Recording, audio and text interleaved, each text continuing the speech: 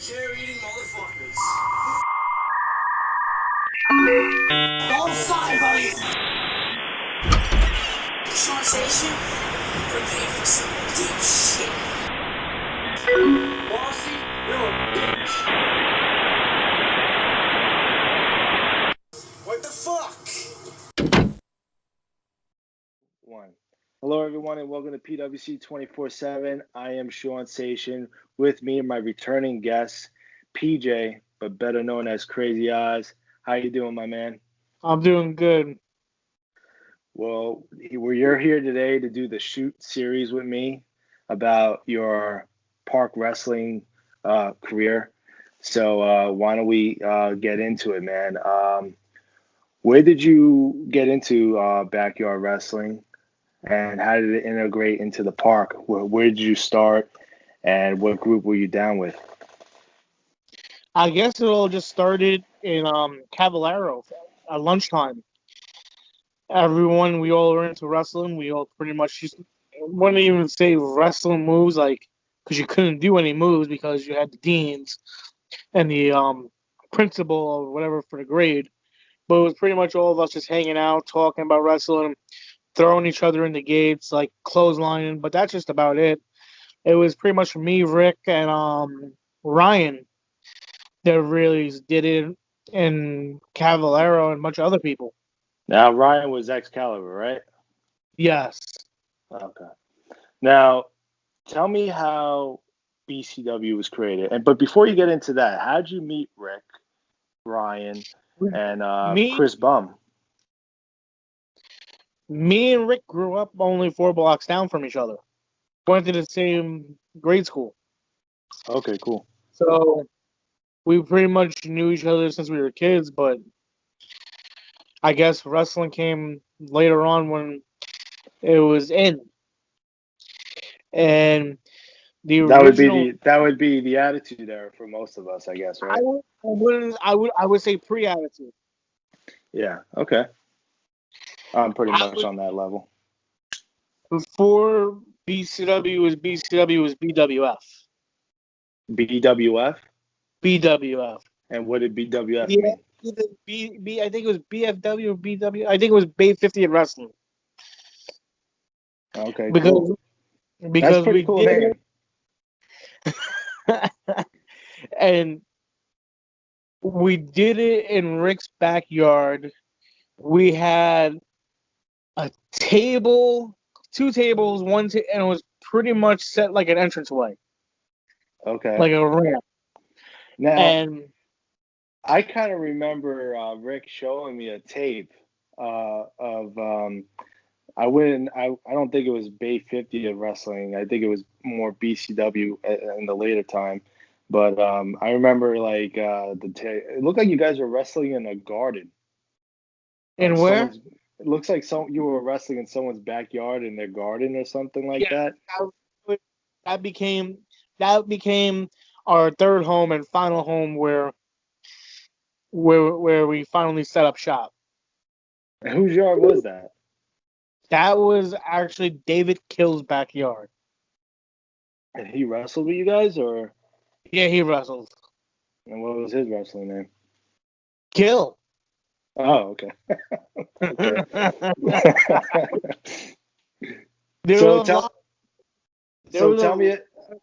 What? Go ahead. I'm sorry. There was a lot of people in BCW, and also lots of people use second hats. Okay. Now, tell me about how you went from Bay 50 Wrestling to BCW. When I had spoken to Rick, which is a video that I haven't released yet, he told me that he came up with BCW. He created it. I mean, let's say you. I mean, was that something he created, or? That's accurate, actually. Okay. Now, how did BCW come to be, though? I think I was watching ECW tapes on Just a Chant. Okay. I mean, it's pretty simple to come up with that, I guess, right? You just have to change the first initial. So, But not. It was pretty. It was good. It's something that we pretty much wrestled all year. Okay. No, So I've seen footage at the time of you and Rick, and Chris Bum was there as well. He's actually no longer with us. He passed away a couple years ago, if I'm not mistaken. Um, you guys were wrestling in Dewey High School in the campus. John Dewey was pretty much a test. Was us testing the waters when we did all the hardcore stuff. Okay, cool. And how long did that last until you guys got thrown out of there? We didn't get thrown out. Mm. Okay. Well, that's pretty much Dewey for you, I guess. Well, and here's the thing: we never got thrown out of anywhere. We pretty much were like, okay, we're gonna do one show in David's backyard, or we'll do another show in back of Dewey, and with pretty much where we have the open space where we could use a flaming table, plexiglass, and everything else we did over there. So it's pretty much you pick your poison.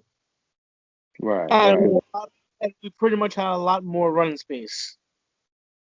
Yeah, I mean, from what I've seen, it was actually pretty decent. I mean, it kind of reminded me of when I was doing EHW, and we actually took like a bed from the garbage and wrapped it up with duct tape so we didn't land on the dirty bed so much, and we wrestled in Shore Haven. So it kind of reminded me of that when I seen that footage. But see, we went to Home Depot and bought a blue pad. Oh God. Okay. Okay, we that's put cool. we put the blue tar over the bed or anything that we found, and then we pretty much the ending of the blue tar we had something covering it so it wouldn't go flying. 95% of the time the thing flew anyway. All right. Now, I just mentioned Chris, better known as Chris Bum. How'd you guys meet him? I met Chris Bum in junior high school because I originally got left back one year. Okay. So it wasn't pretty much I met him and we were in the same class for a good 2 months, and then they realized they made a mistake, and then they shipped me off to Dewey. Oh, okay. And so you guys became friends out of that whole thing. So, Yeah, all right. And wait, did you introduce him? And I'm sure he was a big wrestling fan at the time too, right? I introduced him. He pretty much hung out on Bay 50, and then that was pretty much it. Oh, okay. So now, as time went on, I'm sure BCW started to fade. When did you start to realize that BCW was fading out, and FTA was becoming the focal point for you and Rick? Because clearly, I don't even think Chris Bum followed you guys into that group.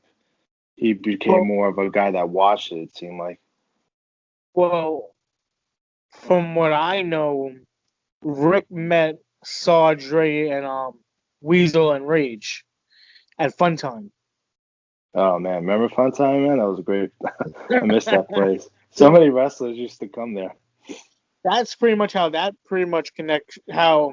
connection pretty much, from what I know, is how BCW went part of FTA. That's interesting. I mean, because like just like that, they didn't know each other from school. They just ran into each other. No, Like, I'm guessing. Well, Rick he transferred to Madison, and Saw and Dre were already in Madison High School. gotcha. Okay. So I don't think that their paths never crossed until I believe Funtime. Oh, it's interesting. Now, I skipped a part here, but let me just track back really quick.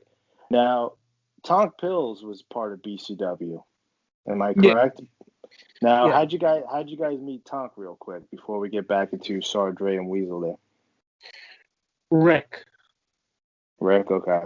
And I'm assuming that must have been from John Dewey High School or something? No, Rick. It was pretty much through Bay 50th because Tonky grew up like a block away from Rick. He moved to Bay 50th. Okay, cool. All right. And then just like that, you guys, he must have been a wrestling fan, obviously, and he came in and Well, Rick and Mike used to wrestle each other in Tonk's apartment. oh, So okay. from them two wrestle in the apartment, and then Tonky decided just, hey, fuck it, might as well just join up with you guys, and that was that. Well, that's I cool. look at a lot of people say Rick, and Rick was always the person that you could always have a good match with. What? Everyone said that? Everyone said that. Well, yeah. I mean, Rick gave off RVD vibes, so I wouldn't say I would say not too much RVD, but it was something else. But he was also like wrestling wise, you could wrestle Rick, and Rick was like, no, let's do it like this, and it'll look good. And Tom Kills is more like the high flyer, like this. Like we would train when there was no wrestling going on. We trained, but we would go over spots all year. now I always thought it was interesting, and we'll get into the whole Sardre and Weasel in a second here, but I always found it interesting how amazing Rick was good at bumping. I mean, that guy. I mean, and I'll get into Tom, but like Rick, I mean, like, was he actually going to a wrestling school before FTA came around, or he just No, or he was just unforgiving towards his body and just threw it down? he was just good at bumping the body around. Okay, cool. Now, obviously Tom Pill is like, excuse me. Obviously, Tom Pill is he was more of the risk taker, daredevil, suicidal type wrestler. I mean, clearly, I mean, he was a carbon cutout of Jeff Hardy. Clearly, I mean, dude had Eh, dude had dude had no hesitation on doing any type of move. I wouldn't say like a copy of Jeff Hardy, but he never stole the last name gimmick. No, no, no, no, he didn't. No, he didn't. I mean, clearly, if people don't have it figured out, Tom Pills is Slipknot backwards. So Well, the thing is, no one really knows Honky how he would go over his matches. He would watch other wrestler matches and look at like how they do it and put it in yeah, his head. like most of us, we all did tape studying. Just had to learn how to, to perfect a move or whatever. I mean, but like his style, man, was like really. I mean, it was really cool. I mean, like. I mean, the things that he done over the years, I mean, it's just like unbelievable.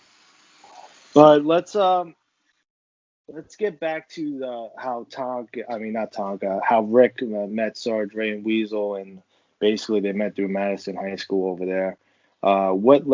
So go from there. Like, where did it go from that point? That at least that you remember. From what I know, they met at one time and they asked Rick and Ryan and Mike to come down to the park. I wasn't there. Right. I was working in New Jersey. Okay, got you.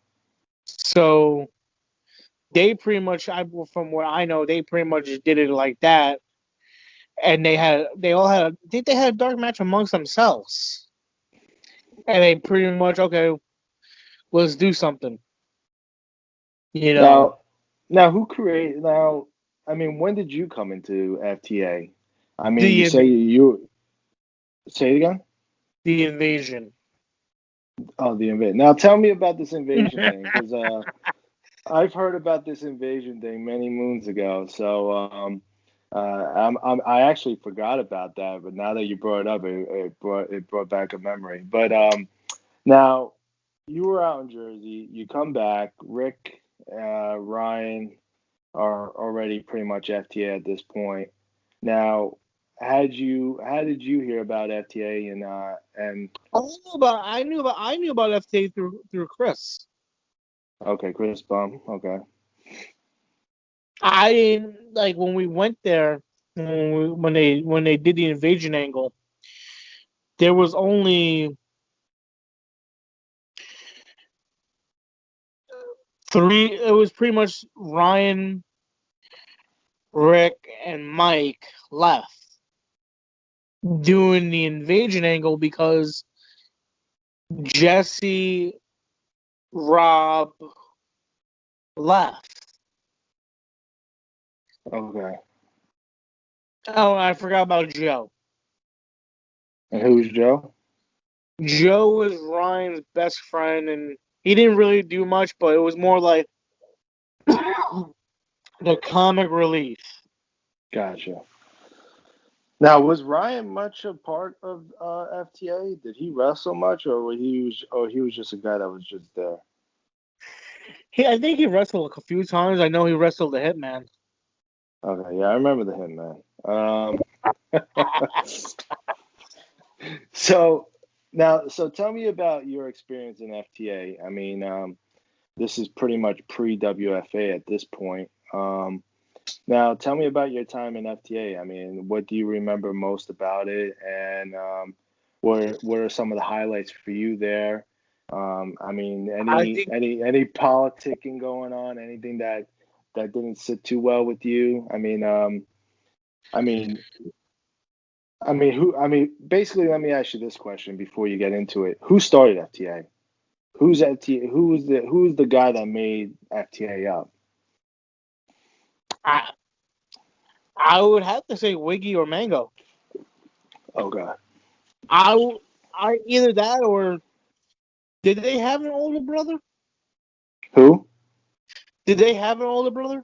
Like Mango and Wiggy, didn't they have an older brother or something? I think they do, but I don't recall him too much. But I just know Wiggy and Mango. That's about it. Well, I think they started it. I could be wrong, but I think they did. Okay. But I'm not 100%. Gotcha. Now, tell me about your time. Tell me about your first few times in FTA. What was it like for you? And how'd you get introduced to these guys? I mean, clearly through Rick, I'm assuming. But uh, give me some. Tell me about your time. Wasn't much time. I think the one match I could be proud of was me versus Tom Jew. Okay, so take me there. That was a good night because it was pretty much like I think Tong Pills went to bat for me and be like, no, really see Oz work because pretty much no one wanted to wrestle me besides Mike Gotcha. and Rick and Now, Tom. why is that? And why is that? I guess because I was a big guy and they didn't like because they're so used to stiffing people, they couldn't really stiff me and I would pretty much stiff them back. But Right. if you really think about it, I'm willing to take more punishment than give.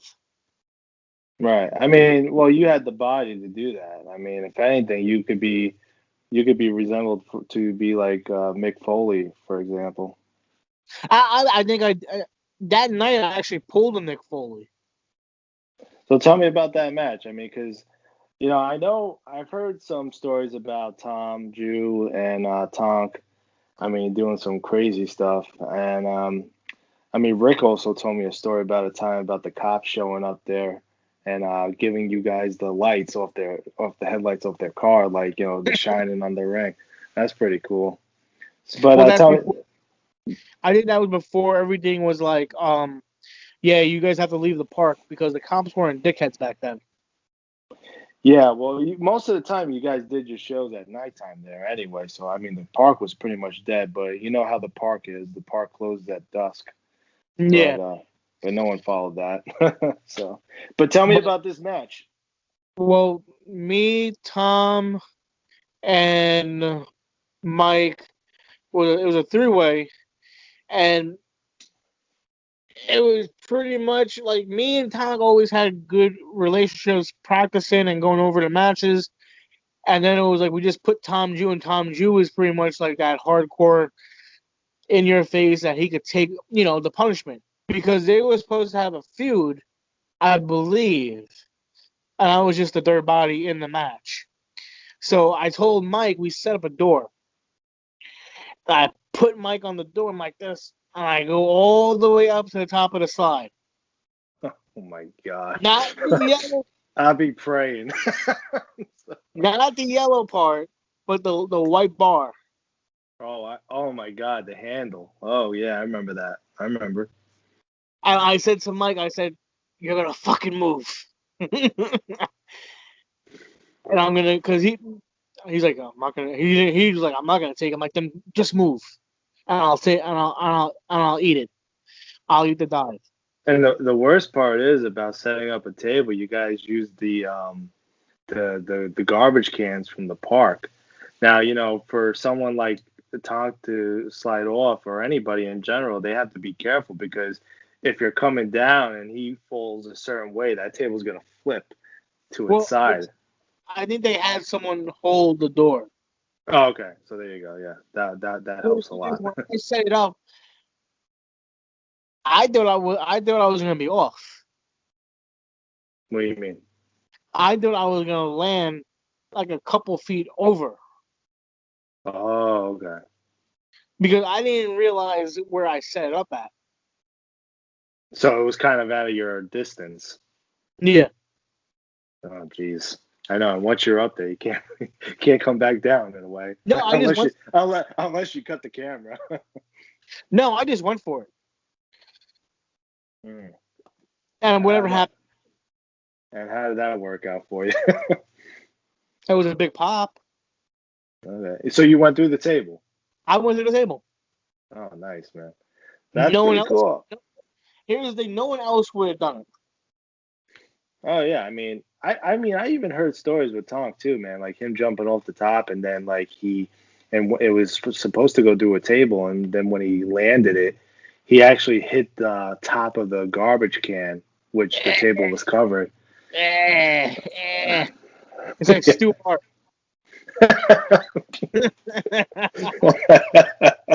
Hey, kid. I got this big monster. So I mean, so who did you get over on that match? Did you win, or I mean, clearly you probably lost, right, because of the table spot. Oh, Tom Jew took the W. Oh, okay, all right. So I mean, those are the only times you kind of remember about FTA. I mean, any bad memories from there, or is it always good? It was okay. I just thought the invasion angle sucked. So tell me about the invasion angle. Why did it suck? Could have been done different. Now, what was the invasion angle? Was it a BCW versus FTA angle? Yes. Okay.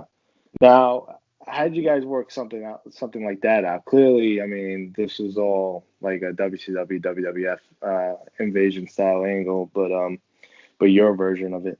But I mean, clearly, at this point, it was just you, Rick, and Ryan, and Chris Bum wasn't even there. So clearly, it was just. Well, the thing is, I came at the pay-per-view, and when they did the invasion angle, it looked okay because they had a couple of the FTA guys with BCW.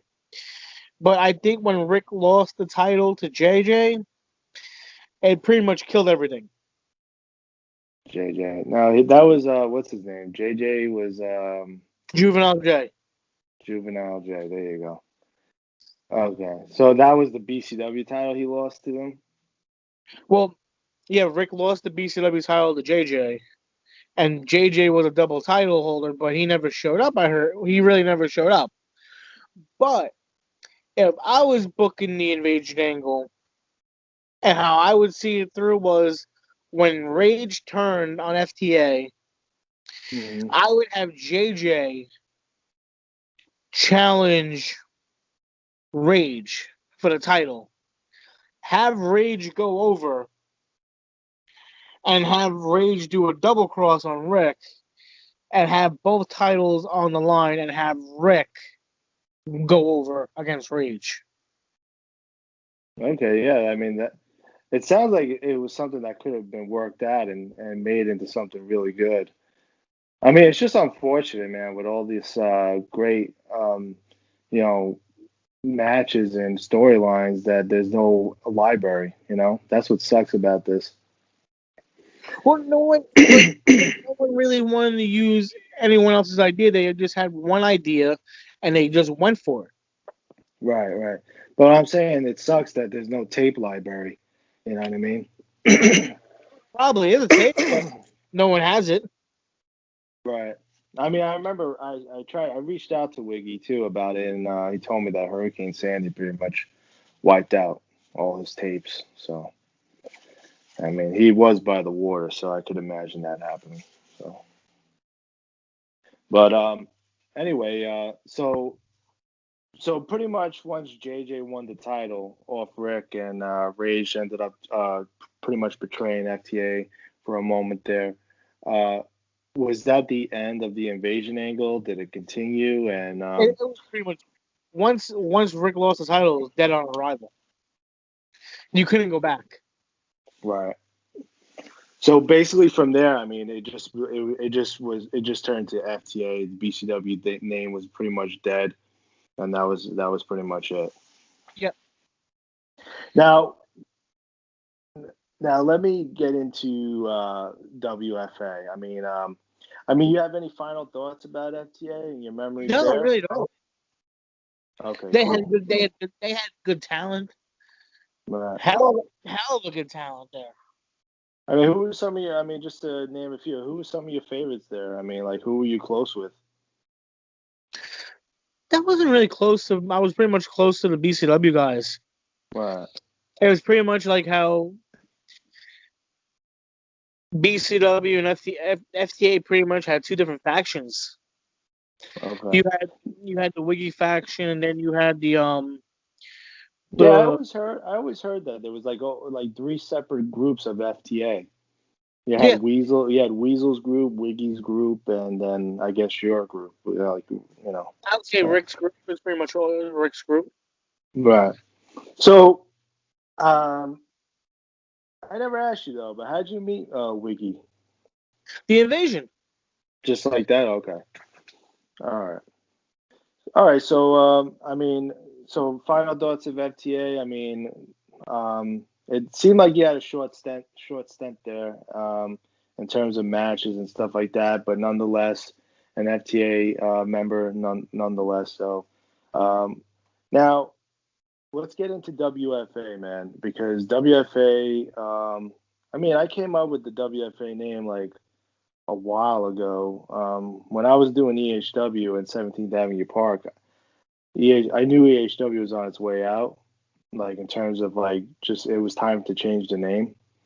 So I had the name, but you know how it got started was when I did my last EHW show in Cropsey, just to give it a different vibe.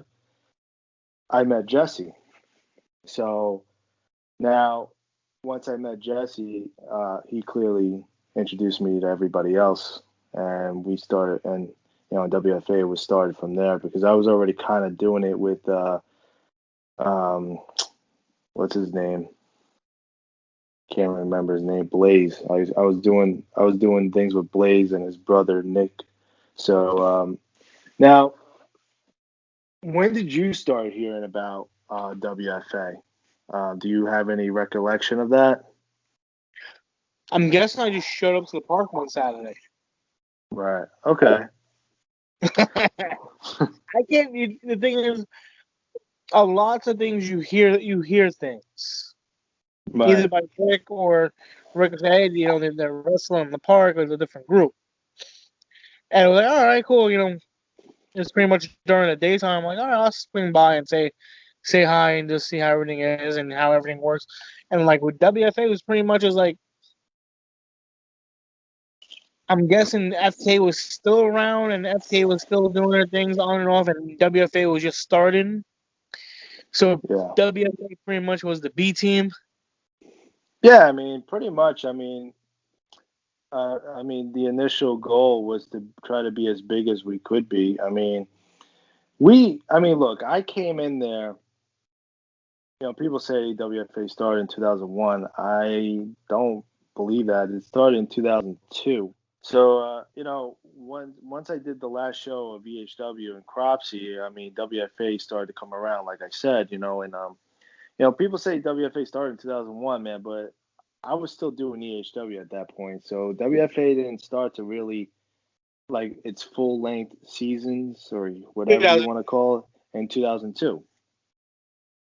So now the first time I met you, man, was when Wiggy was doing that angle with the four-man militia. That's when you started to come around. Because if you remember, Wiggy got jumped backstage, and then you and Powder did the run-in and started beating up those guys. And that's when I started. That's the first appearance I've seen on you in terms of like the tape history. So now, once you started to come in WFA, you and I were initially the first ones to start doing a feud together. But you had some interactions with the four-man militia, and what was your initial thoughts when you started to come in and pretty much faded out of FTA at that point?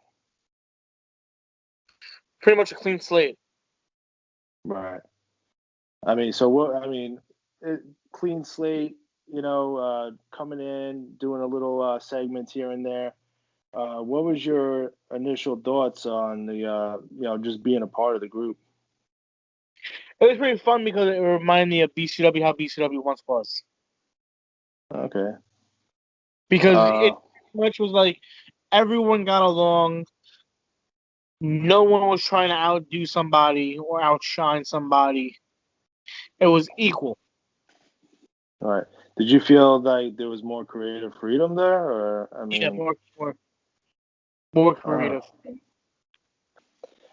All right, Oz. So let's get into the feud that happened between us, man.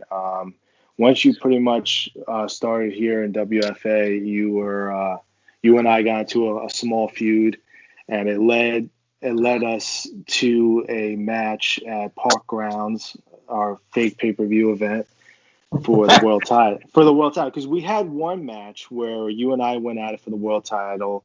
I beat you for that, and then we wrestled one more. So you faced me once more to get a title shot, like a return match for the pay-per-view event. And it was a decent little build that we had there, man. I actually enjoyed it looking back at that, which you could go up on season 3 and check that out. And it led us to our match at Park Grounds for the world title, which you won.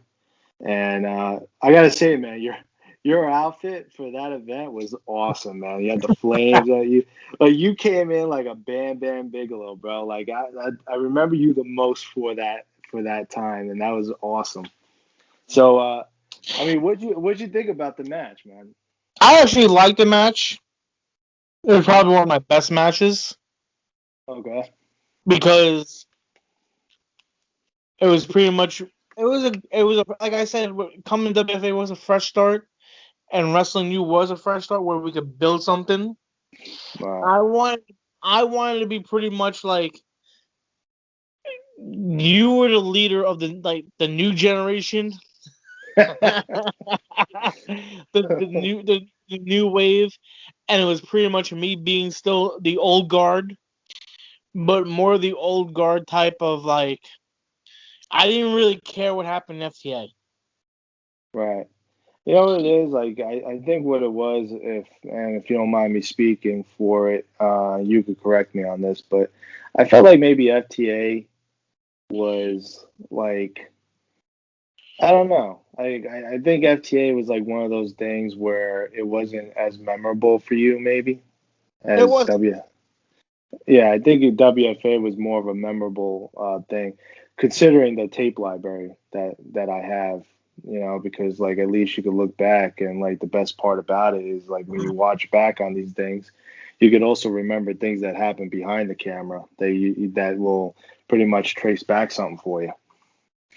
So I think with the FTA thing was more people egos than anything else. right.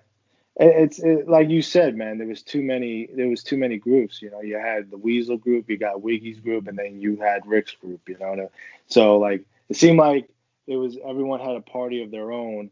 Where I guess that's probably why maybe FTA faded out. I mean, besides growing up and fading out and starting your life or whatever. I mean, some of them were probably much older because I mean, you and I are a few. Half of them were either in punk bands or doing nothing. Well, there you go. So, yeah, people, you know what it was, man? Wrestling at that point, 2002, 2003, I mean, wrestling's height kind of faded away, and that's what probably did it for a lot of people, you know? The Attitude Era was pretty much done, and, you know, people started to look away from it, you know, at that point. But for some, not everyone, but you know, our feud, man, was pretty cool, man. I mean, I think that night was a highlight for you winning the world title. You know, besides what happened with the whole Cropsey Park screw job, which, you know what, man, I got swerved on that too. I mean, so I did get swerved on that situation as well, man. I should have said that in the interview that we did on the other episode, but you know, but you know, I wish we would have continued that feud, man, because I felt like we had some good chemistry, and it was a cool freaking match. I liked it, regardless. Unfortunately, go ahead. I'm sorry. The funny thing about that match with the outfit, it wasn't Bam Bam Bigelow. I was going for the Mikey Whipwreck. Right. Well, for me, you know what it was? Like the Bam Bam Bigelow thing sticks out more because like he was more known than Mikey for some reason, at least for me. But yes, but yes, looking at the outfit, it was definitely more of a Mikey Whipwreck look. But yeah, it was cool regardless, man. I dug it, man, because it gave you a nice gimmick. So. Well, that was the pretty much, I think, in BCW was more the franchise, and then with WFA, I was trying to go for the Mikey Whipwreck thing, where he's lost but he's crazy at the same time. Yeah. How'd you come up with the Crazy Eyes name? I mean, like, who gave you that name, or did you come up with that name? I think the crazy part came from just coming up with the most wildest, dangerous things that you could think of, where it would be like, where you think it's not gonna look good, but Right. on camera it looks good. And the oddest part came from high school. Who gave you that name? God, I can't remember. I know I was wearing an Ozzy Osbourne shirt. Oh, okay. So maybe that's what it was. It wasn't from that TV series from many years ago, Oz. No. Okay. No. Yeah, because no, that's pretty cool, man. So it might have been the Ozzy Osbourne shirt for you. So everyone had a nickname. So. Well, you can't really, it was like, I think it was more me trying to find, like, with the character, it was like, it was going in and out. Because I can be serious, and I can just be straight crazy. Right. Gotcha. You know, it has its moments. It's pretty much like, like a boiling point type of character, like where it's like, you know, don't push me or I'm going to snap. It's more like a Jekyll and Hyde. Okay. That makes sense. You don't know who you're getting that night. Well, then that works. That makes total sense. So, you know, so you won the world title. You know, then the whole Cropsey Park screw job happened, which we touched on already. But moving on, man. Let's get into the feud between you and Rick, man. I mean, it was pretty interesting feud. I mean, the promos with Rick was basically him saying how you're living in the past. your promos were basically covering how Rick is avoiding you and he doesn't want to go face to face with you and take you on to see who is the true king of the BCW, because there was a score to be settled between you guys, in the sense that, BCW didn't have that ending that it should have had, where it didn't have that goodbye moment. And what two better people to pretty much finalize that chapter than you and Rick? Because clearly, you guys have a history between being friends and your feuds between each other over the years. But this is probably one of the more memorable ones for me, because like I said, leading up to it, Rick was like saying, Oz, he wants to live in the past and come and attack me and stuff like that. It's kind of funny when Rick says that, but he's walking around with the FTA world title. So I kind of thought that was funny. Meanwhile, FTA is in the past too.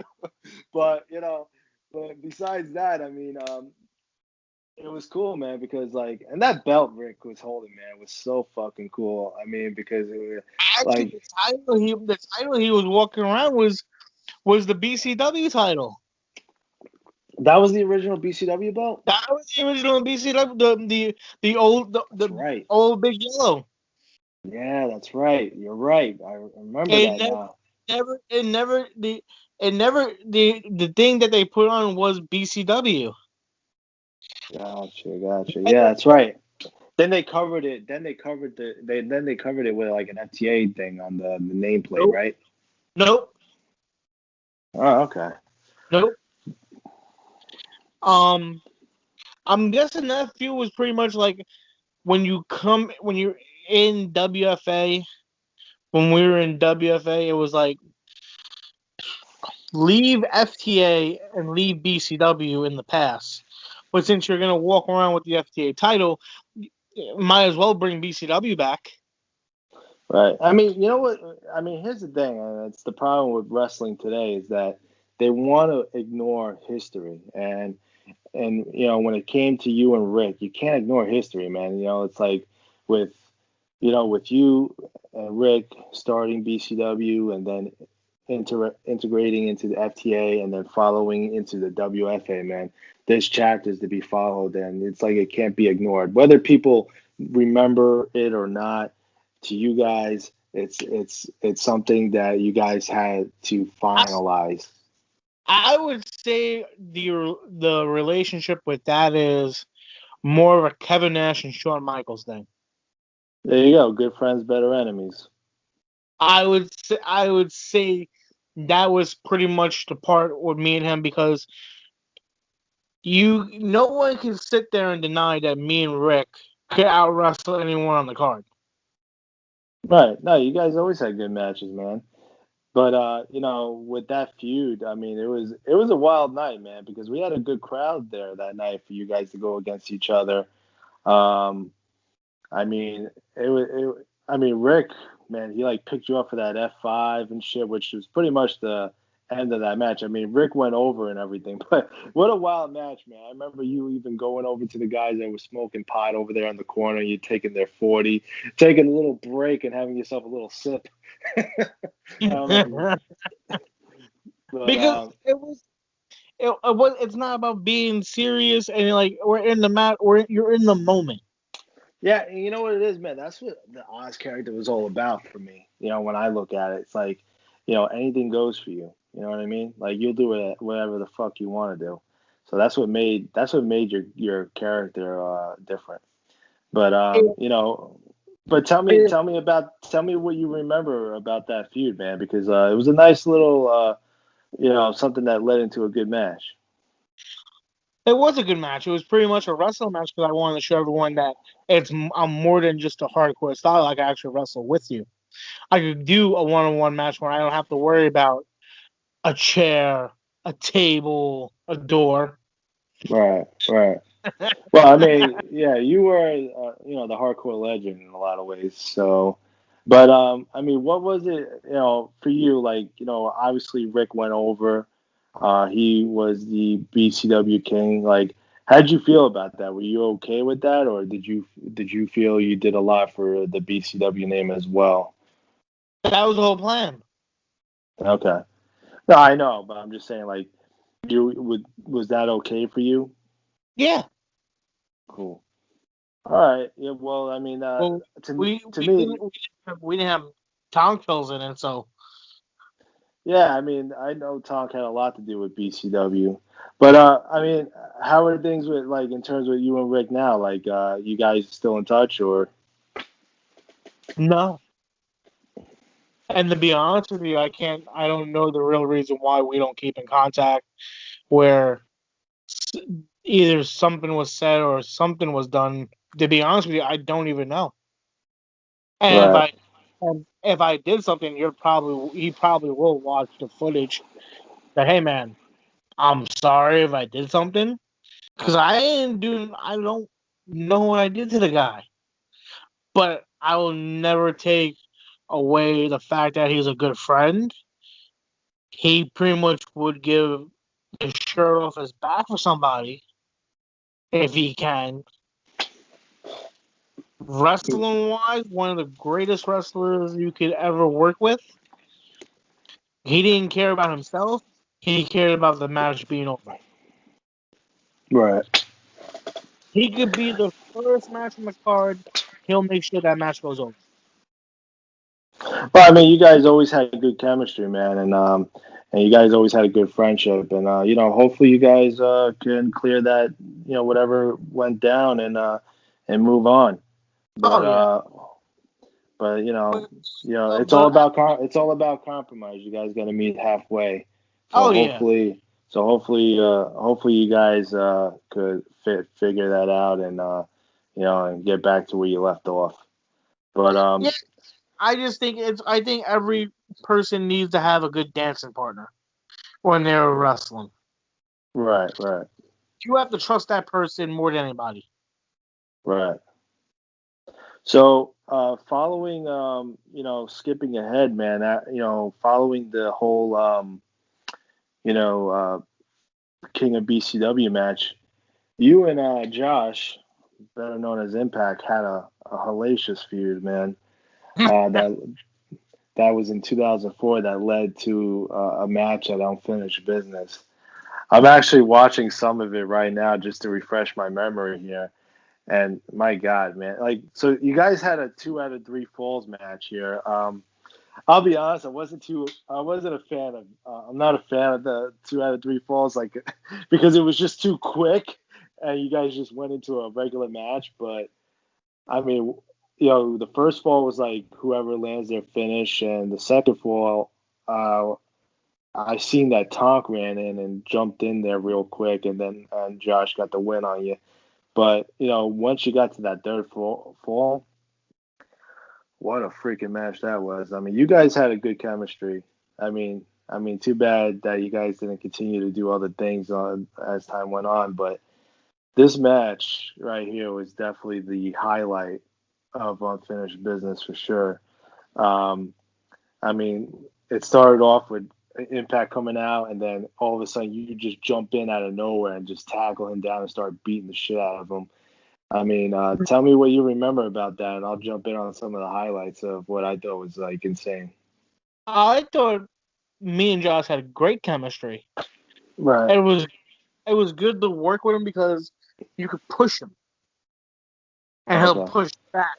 But I could push him to the limit where there's no Josh, you could do it because he was more scared to do something like no, you could do it. So if I tell you, hey man, trust me with it, yeah, you got this, you could do it. Yeah, he came off as the nervous type. I mean, he was a little hesitant on moves, like you could tell by watching some of the even some of his matches. Like he was green. I mean, you know what I mean. He was. And listen, I was not perfect myself. I hated taking bumps. That's why I wasn't the best bump taker. But I nonetheless, I think as time went on, he got better. yeah. I As mean, as I think you brought it out of him, to be honest, because like watching this, like you gave him a welcome package to WFA, in my opinion. I mean that one move that you fucking did with him was like you guys were on the bench and you freaking ran and power slammed him right off the bench onto the to the mat. You remember that? I was like, Again, holy, I would have never done that. He trusted you, man. I'll give you credit for that. using the elements of what you have surrounding to your match. Right. You could be a good hardcore wrestler and use weapons, but using the stuff that's around you, 10 times better. Now, did you guys plan most of that match, or you just freelanced it? We practiced. We went over it, but Right. I think the body slam part, I just did off the spur of the moment.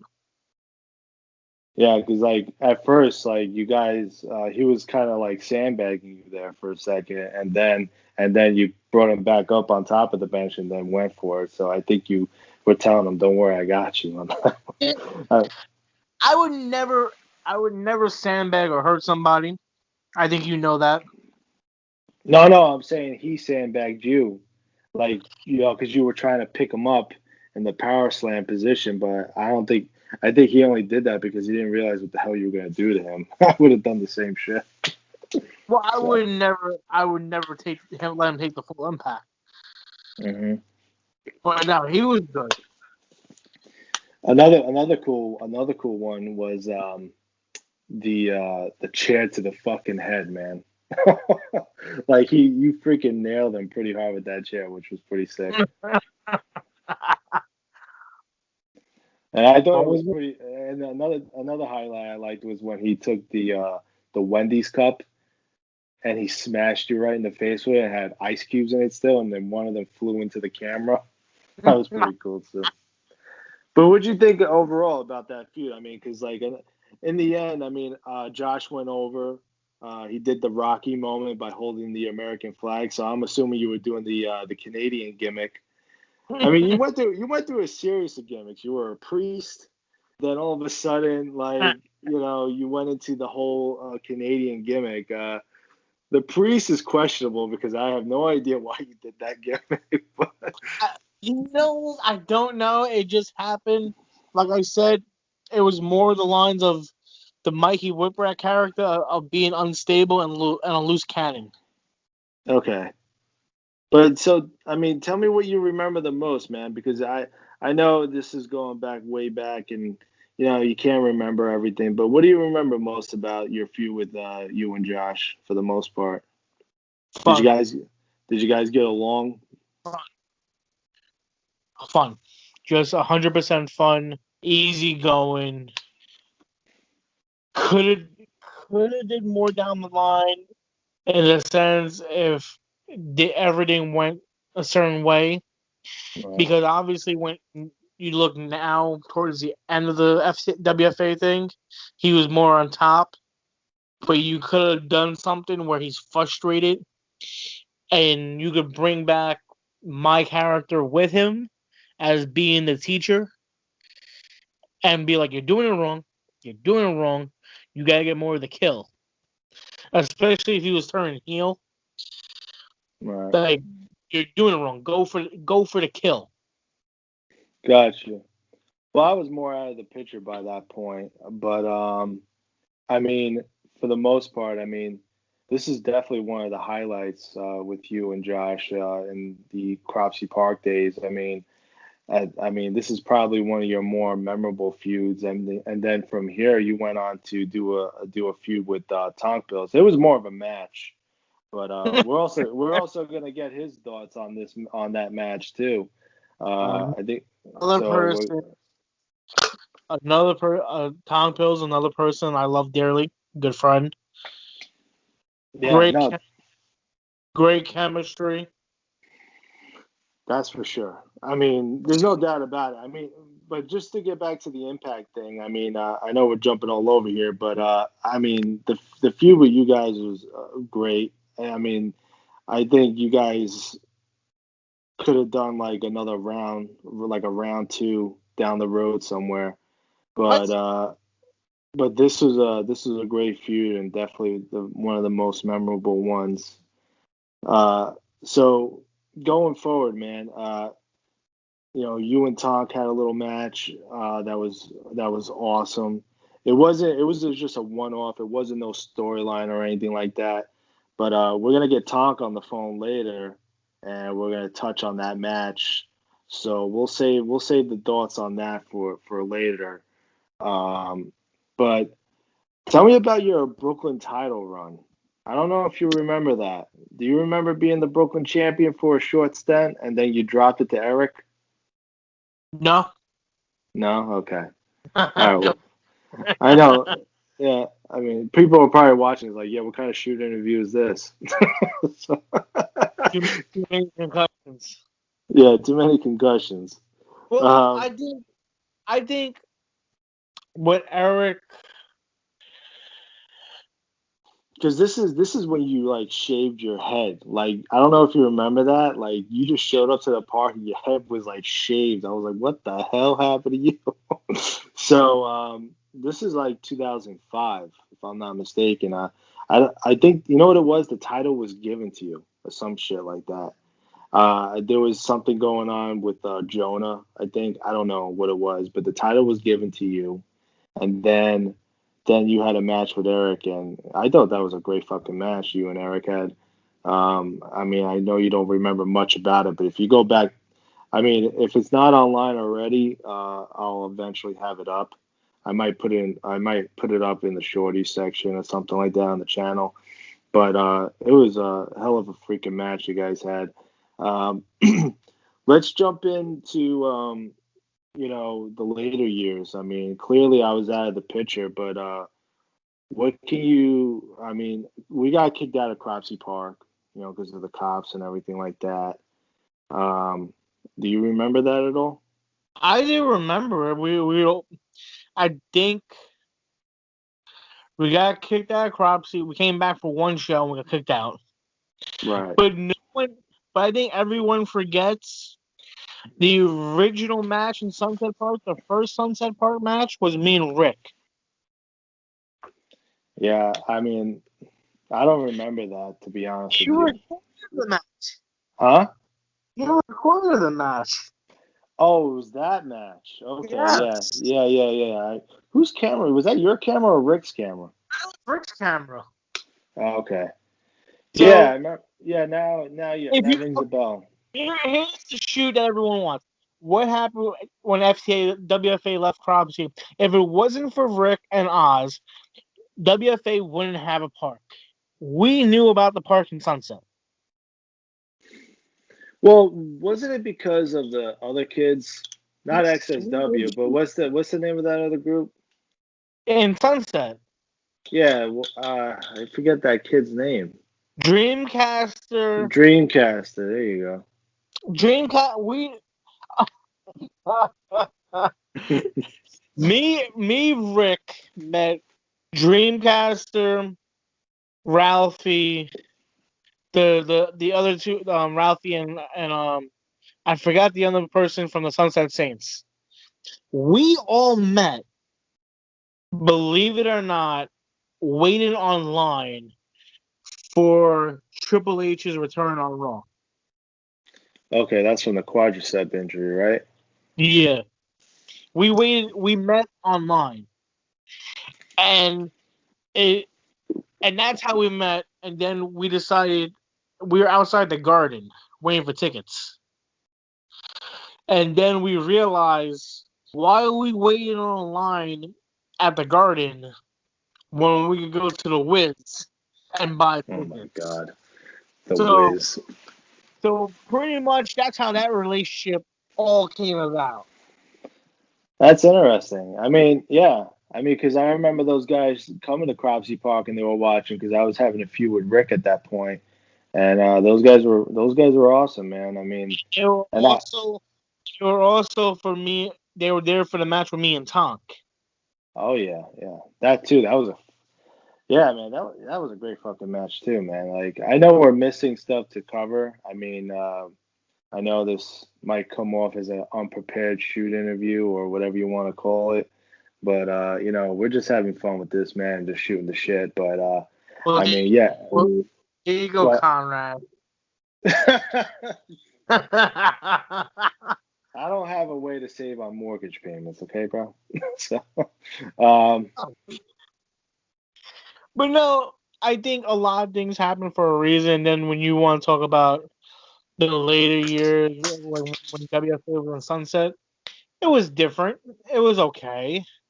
yeah, I mean, because like, here's the thing, like when I was there, um, pretty much, let's see, I mean, I had a match with Twisted, and then I had my last match was with you, and then I was gone. So, I mean, you should take it from there, man. Tell me about your time at the new WFA in Sunset. Well, I thought the four-way with me, Jesse, Danny, and Mike Hardy was good. Okay. Yeah, because you it seems like you guys had a few, you and Danny Draymond at the time, right? It wasn't really that much of a feud. It was pretty much the tournament. Oh, okay. Um, but Jesse West was good to work with. Um, made him give me a suplex, Oh, wow. Okay. and then 2 weeks later, Ahmed, I think Twisted did it with Vinny. But if I didn't tell Jesse West to give me the suplex, no other big man will take a suplex. Yeah. Um, Well, at that, here's what I remember. I mean, as I'm looking at the list here, I mean, it was a match with you and I. It was a match with you and I. Then I was gone. Then you had a match with Jesse, like you said, and then you also had a match with Rick, aka the Blue Dude. but Rick And showed then and Rick showed up during the four-way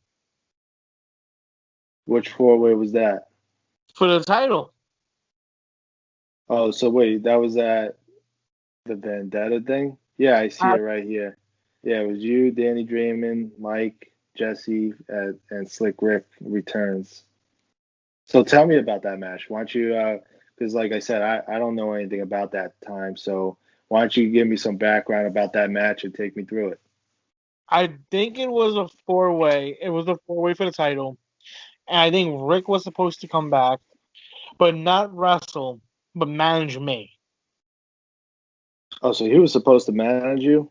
Yes. Oh, okay, so all right. So he pretty much came back to help you then. Yes. But that pretty much went on deaf ears.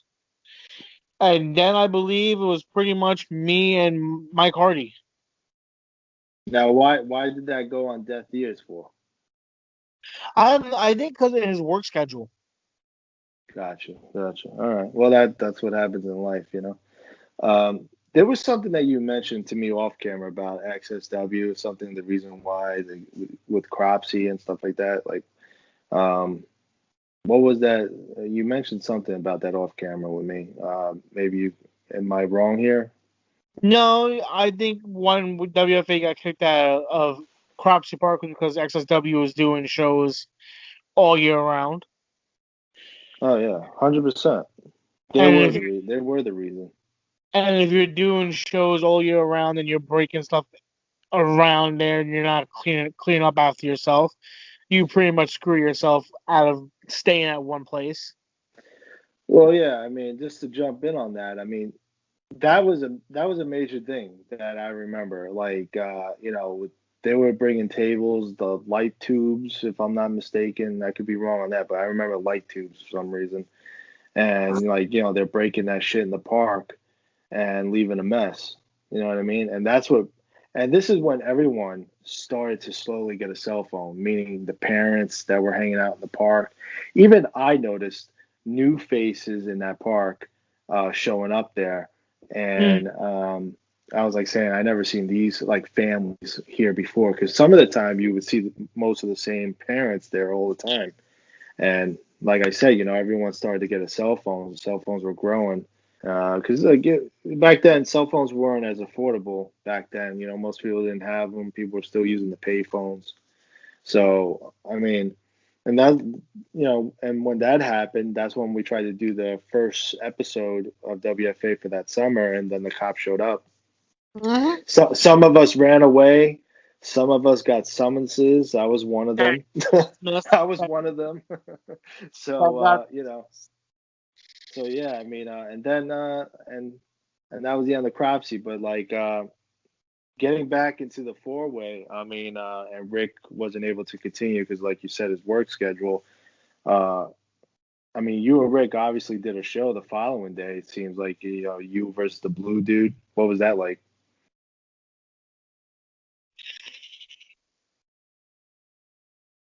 Just like put it on sneakers and getting dressed the following day. Gotcha.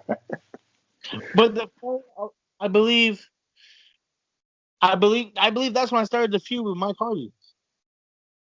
Now, what was that? What was that like with you and Mike? I seen a few clips here and there. Uh, it seemed like you guys had some good chemistry going on there between the promos and stuff. So, what was that? What was that like? He was good. It's like just someone to get over. Right. Yeah, because that led into what the WrestleFest event where it was you, Mike, and Tonk. Yep. If you remember, I actually planned that match for you guys because I remember Mike wanted me to show up to the park. He called me. I was a little hesitant about going there because of whatever the situation that happened, and but I said I'll show up for you, and I helped you and Mike plan that match, or at least some of the match until Tonk showed in. But that spot where Mike did the swing off the entranceway and he kicked the chair in your face, I came up with that spot for you guys. Few spots I came up. I thought that was a great match. I think they got scared that night. Who? Oh yeah. I remember this. Yeah. They thought you were gonna take the belt or some shit, right? The number one contender. The number one. Oh my god. But see, that's the funny thing about it. If I did do that, how are you gonna you can't change? You try to change it, but there was two cameras going. Well, who? Oh yeah, that's right. I was using Mike's camera. I was taping it. I remember that, and they had their own camera. So, I mean, even if you did do that, I mean, you could have just stopped the camera and just put it back up and just redid it. You know what I mean? But you still have the other footage. Well, that too. Yeah, but you know what? I mean, who's watching, right? So. Exactly, but the thing is, no one at that time, no one really paid attention because YouTube was just starting to grow. Yeah, exactly. I mean, and pretty much at that point, let's just face it, man. Like Sunset, I never liked it. I hated it.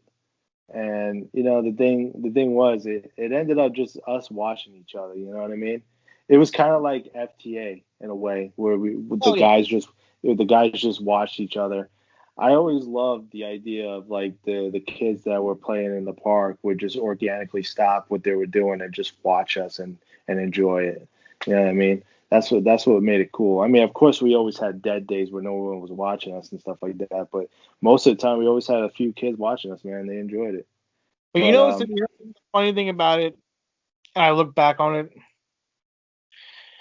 If I could redo WFA or put a match, I would done a Final Four match. Okay, like what do you mean? What kind of match? With who? I don't know. You know the first Final Four, that what they did with the Austin, Brett, Taker, and Vader match. Okay. I would have done a match like that, just for shits and giggles. Yeah, I mean, like I said, what's funny about three-ways, man? Like they don't always work out. Those matches are difficult to do. Most people say that, but I thought you, Mike, and Tonk did a great match there for WrestleFest. I'm glad I was able to help in whatever I could do there for you guys, and you guys took it from there, man. Because whatever the stuff Tonk was doing in that match, I mean, that was something you guys planned out. Well, I broke my leg almost. Dude, I remember that. Remember the freaking ladder? You crushed your hand, and your hand was swollen, dude. Holy shit. I think that. And I remember, and you know what's crazy? I remember after that event, we went straight to 18th Avenue Feast. Like, dude, you're fucking look like a fucking catcher's mitt. Cause I wasn't expecting the fucking ladder, my hand to go underneath the ladder, and then It was my just it was a freak accident, man. That was just a freak accident. And like somehow, I don't know how the fuck that happened. Like your hand got right in between the ladder. And then I think it was Tonk, right, that landed on the ladder and crushed your hand. I was like, holy shit. but the thing I told Mike, I said, okay, me and Mike would always practice in the wintertime. So when it snows, we would wrestle. So I would always try to do a senton. Oh my god. Sorry, bro. I'm not letting you land on fucking Santa. But the thing is, I knew when I set Mike up for the senton, I'm like this. Okay, Mike, you're gonna move. Jesus Christ. Move forward. Just a little more. Move over. No, but the thing is, if I tell you, and Mike would agree with this. I can see things in the match and on the spot change it. Oh yeah, I mean, the thing is, like, you know, like I said, man, like, you know, you and Josh had good chemistry. You and Tonk had great chemistry. You and I mean, when I had my last match with you in WFA in '06, you know, which I thought was a pretty damn decent match. You know what I mean? I mean, I wish it was longer. It was really short, actually. So, but you know, you and I always had, you know, you could move really well, man, for your size. So, I mean, that was always impressive. I think and also another thing is, I think a lot of people fear that's the one thing that they're scared of because half of them were skinny and I was a big guy, but I could Yeah. move around pretty quick for a big guy. Oh, absolutely, man. I mean, let's get into that. I mean, let's talk about your time in Sunset. Like I said, I was gone. We're jumping all over here, but who cares? But you know, let's talk about behind the scenes, man. I mean, uh, I guess it seemed like you always didn't get along with those guys. I mean, am I wrong, or take me through The it? only person that didn't like me was Eric. Why is that? I have no idea. Did he say it, or it was just like one of those things where you just felt the presence of it? I think it was something if you didn't give in to what he wanted, he threw a bitch fit. Okay. But it was like you pretty much once you step up and they don't like when you step up, they pretty much don't know what to do because if you show them that you're not afraid of what they like, who really gives a shit? You're not getting paid for it. No, yeah. You're not paying me. Right. So I guess Well, when I laugh, I'm like, what the fuck do I care? You're yeah. not paying me to come to a park and be 20 something, 22 years old, 21 years old, still wrestling in a park. Grow the fuck up. Yeah, I mean, I mean, maybe one of these days I'll do one of these too. But I mean, that was like one of the main things that I walked away from was because of that. It just wasn't fun anymore, you know. Too many egos, too many shit talkers, and no one had the balls to say it to your face. That I agree with. That was a major thing. I could get into a lot of things about it, but I don't want to make this interview about me, you know. So, but you know, that was. I mean, it was just wasn't fun. It was just too controlling. Somehow, like this whole thing got out of my hands, obviously, and you know, they pretty much took it over. But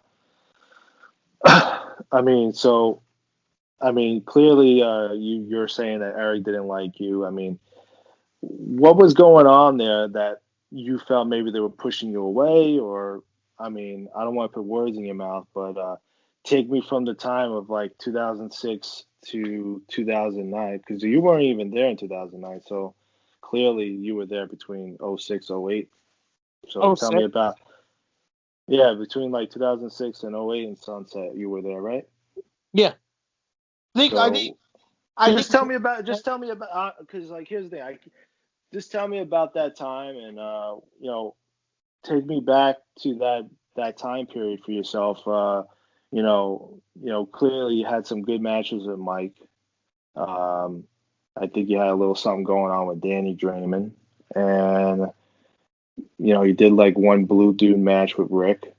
But what was the most difficult thing for you there? Like, just take me back and tell me what you were going through. I think I did everything that everyone asked me to do.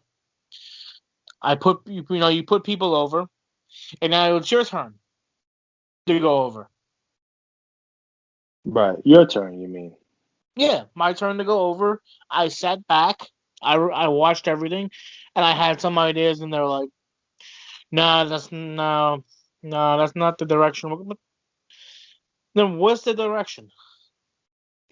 Yeah, I mean that was the thing, like I always felt they were kind of pushing you aside. That was one of the feelings I got, and like that was one of the main things that happened with me, with the Brooklyn Belt. I wanted to put it on you because what it was. I promised you it, and I wanted to give you the belt because like I felt you always showed up, man. And look, it's not about ego. It's not about the fucking belt. You know what I mean? I mean, the belt don't mean shit. I But, but you know what it is, man? Like, you were always showing up. You were very dedicated. And that was one thing I didn't overlook about you, man. You dealt with a lot of shit. You put up with my shit, too. And, I wanted to give you the belt because, I think it was your turn. And, you know, if I would have put the belt on you right there, then from there, maybe you could have done something again with Josh, which would have been think would have been great. if if they put the belt on Josh, or how the feud was going with Josh and Neff or whatever, Enforce or whatever the fuck, they could have did the entire gimmick when Josh is the little brother. Oh, like brother versus brother. Yeah, you could have brought that up. Well, at that point, I wasn't even. I'm But like I'm I saying, said, yeah, but I'm I saying, wasn't planning anything anymore. So but I'm saying in general, before anything hit the fan, everyone could have done more. You could have booked out a whole storyline. Here you go. You could have came up with a storyline, write out a whole year story. yeah, Everyone meets up for one day. Like, hey, this is the direction we're going. Here's what we're planning on doing, and that's it. yeah. I mean, you could have done that, or I mean, like for me, it would have been. I always went with the idea of like do whatever the hell you want. If I'm having a feud with you, with us, we'll come up with our own storyline. You give me some of your ideas, I'll give you some of mine. We'll meet halfway on it, and we'll mix the two. And that's how I always went along with this. I mean, don't get me wrong. I'm not gonna sit here and say that we didn't like, in particular, like me and Jason didn't plan shit. We did. I mean, things did at times get out of control, no doubt about it. But I mean, for the most part, I always like the freelance of letting the guys do whatever the hell they want because, like I said, man, I just didn't want it to be overly controlled. I want it to be fun too. But the thing is, if you put me in, if it came to a match or booking a match of how you see a match, Right. and if you ask when Mike's on doing an interview with us, I think he'll even tell you I could see things in the match and change it and make it look better than what it is. Right. I mean, when you were there though, between those years, like, did you have a hard time getting like on the show? No. So you were always on the show. So, but it was I just was on the show if I didn't have any eggs to show up. say it again. If I wasn't on the show, I just didn't show up. Gotcha. Well, it would lead you. There would be no reason for you to. You're not gonna take a damn train all the way there for just to stand there. And just take a train all the way back to Bay Parkway for work? No. Yeah, exactly. But so if you had to weigh out the pros and cons, how would you weigh them during your time there? More cons than pros, or more pros than cons? A little bit of both. 50-50. Would you hate what would you say you hated the most though? And then we'll get into the highlight. The stupidity of backstage. The stupidity of them having more of a problem with you and taking it out on people. Okay. Elaborate on that. Like, they knew me and you we weren't close, but we pretty much did talk.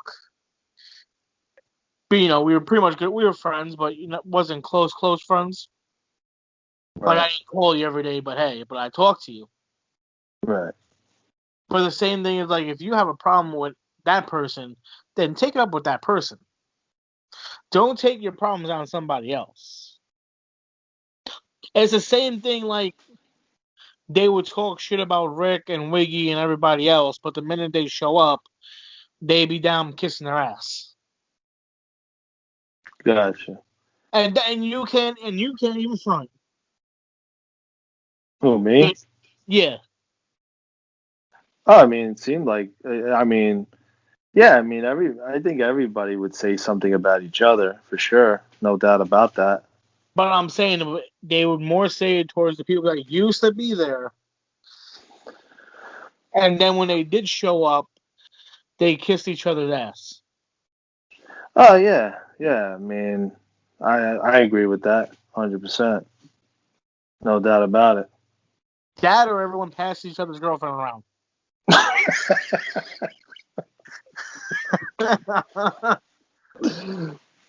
Oh man. Puff pass, homie. Oh, but overall, I mean, so wait, when you were mentioning like taking out stuff on you, like did you feel that some of the stuff with me got taken out on you too? Yeah. Wow. Yeah. But I also think they did the same thing with Mike Hardy. Yeah, I've spoken to Mike, and he told me some things too, but I'm not going to elaborate on it because that was just a thing between me and him. But yeah, he kind of told me some stuff too, which I thought was pretty crazy as well. But I mean, look, man, here's the thing: everyone has, how do you say it? If you don't know nobody outside of what you do, and all you see is that person when you hang out with them, and if you don't really know them, who are you to judge them? Right. You can't. You're like, oh, well, he's a dickhead. He's an asshole. He doesn't like doing this. But like, how do you know what that person's like outside of that environment? Right. Yeah, because you don't know what that person's going through. No, you don't know shit. And that's the thing. Some of them. I mean, yeah. I mean, it seemed like if you didn't show up, you got in trouble for it or something like that. Who's getting paid for it? Yeah. If you, I wasn't there, so I don't know. if I showed up, and you told me, "Hey, we got another 40." What do you think I'm gonna do? Say it again. If I showed up to your show, right, and you told me, "Hey, I got nothing for you today," you think I'm gonna stay around? I don't know, man. Like if I knew you should, I mean, me, just speaking for me, if you were there, I'd put you on. I mean, I don't know. I'll fit you in somehow. I mean, I'm not gonna just say sorry. You're not on the show. Like you know, you just throw another match in there. There As was no, long as long as there's film, why can't you have a match? there was no order. So I mean, to leave on a positive note, like what would you say your pros were there? Good matches. Yeah. Hey man, that's cool. I mean, And things have. it's like I said, I never want to put myself over. Right. If you really think about it, I put more people over than myself. But I made sure I got my shit in. That's for sure. That's for sure, man. I mean, so to close this shoot, man, because like we gotta do another sit down. I think you, me, and Tonk, and maybe we'll get Bernardo on here. We'll do like a little sit down and talk about you know maybe the problems again and things like that. We'll cover like out behind the scenes stuff more. I know we covered a lot of it here, but it's always sometimes you don't always get it on the first take. You know what I mean? So maybe we could try. I think Bernardo was very underrated. Oh, 100%, man. One of the best. And I'm not just saying that. No, he was very. Yeah, yeah. I mean, one of these days, like I said, we'll get like a sit down and we'll talk about behind the scenes stuff and like personal stuff. I mean, like I said, it's our thoughts from back then, doesn't resemble how we feel now. So to close off on this interview, man, you have any final thoughts? No.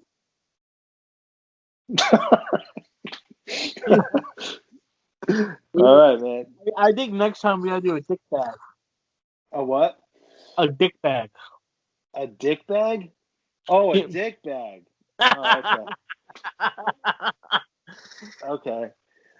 Well, you know what, Osman? I appreciate you giving me your time for this interview, man. I really appreciate it. I know, going back to memory lane and trying to cover everything up that happened in the past, it could be difficult. I mean, you know, between your schedule and my schedule, I mean, to really go over every little detail and you would have to sit down and take the time out and watch everything that happened within the park wrestling history, along with myself too, to give this interview. And it would take a while to get this interview to happen. So, we had to work with what we had to work with, and we did pretty good here, I think. And I appreciate your time, and hopefully we could do another one of these. Well, wait till me and Tonk. Yeah, well, we're gonna have the Tonk Pills. We're gonna talk about your match with Tonk Pills at Cropsey Park from 2004, which was an amazing match, and that's gonna be coming up soon here on PWC. So until next time, brother.